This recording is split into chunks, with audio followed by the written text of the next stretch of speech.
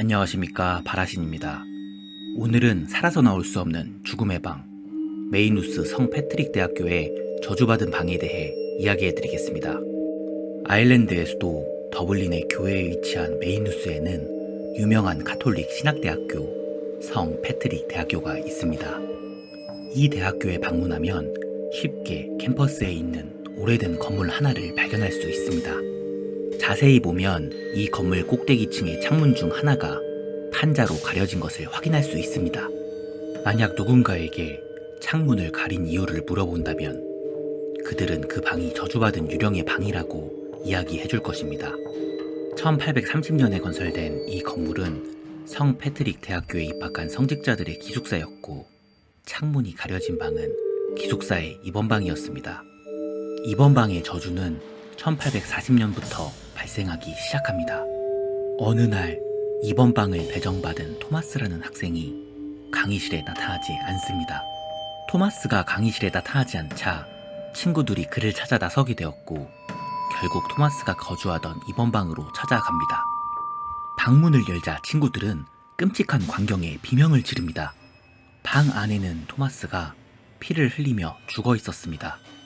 목에는 선명한 칼자국이 있었고, 토마스의 손에는 피가 묻은 면도칼이 쥐어져 있었습니다. 토마스는 스스로 목숨을 끊은 것이었습니다. 아일랜드는 카톨릭 국가였고, 당시 자살은 끔찍한 죄로 여겨졌습니다.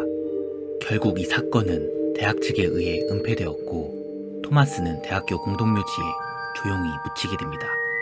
토마스가 죽고 그의 남은 기간 동안 방은 빈방으로 남게 됩니다. 그리고 그 다음 해 다른 학생이 입원방에 배정됩니다. 하지만 새로 입원방에 배정된 학생은 얼마 지나지 않아 토마스처럼 칼로 목을 긋고 죽게 됩니다. 놀랍게도 토마스가 죽었을 때처럼 한 손에 면도칼을 쥐고 있었습니다. 대학 당국은 두 명이 똑같이 자살을 한 것에 대해 충격을 받았고, 두 학생이 모두 같은 방에서 사망한 것을 이상하게 생각합니다. 하지만 대학은 이번 사건도 조용히 은폐하게 되었고, 해당 사건에 대해 언급하는 것을 금지합니다.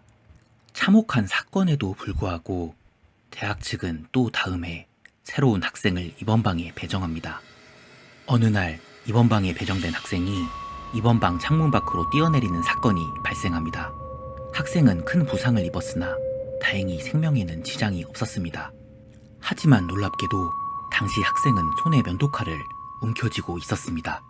학생은 병원으로 이송되었고, 정신을 차린 그 학생은 미스테리한 이야기를 합니다. 학생이 창문 밖으로 뛰어내린 날 아침, 그는 거울을 들여다보다가 악마의 얼굴이 자신을 노려보는 것을 보았다고 합니다. 갑자기 그는 자신을 통제할 수 없게 되었고, 알 수 없는 힘이 그를 지배하게 되었다고 이야기를 합니다.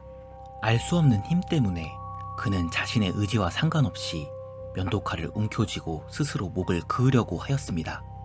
그 순간 간신히 정신을 차린 학생은 악마의 힘에 맞서 힘겹게 몸을 창문 밖으로 던졌고, 다행히도 자살당하지 않고 살아나게 되었다고 진술합니다. 그 학생의 말을 듣고 대학 당국은 드디어 수사를 하기로 결정합니다. 대학은 성직자 중 한 명에게 입원방에서 밤을 지내달라고 요청하였습니다. 다음날 아침, 보초를 선 성직자는 미친 사람처럼 횡설수설하고 비명을 지르며 방에 누워 있었습니다. 그의 머리카락은 완전히 하얗게 변해 있었고, 겁에 질린 성직자는 당시 그가 겪었던 경험에 대해 한마디도 진술을 하지 않았다고 합니다. 대학 총장은 드디어 이번 방에서 누구도 밤을 보내지 말 것을 지시합니다. 창문은 판자로 막아버렸고 방의 문은 제거됩니다.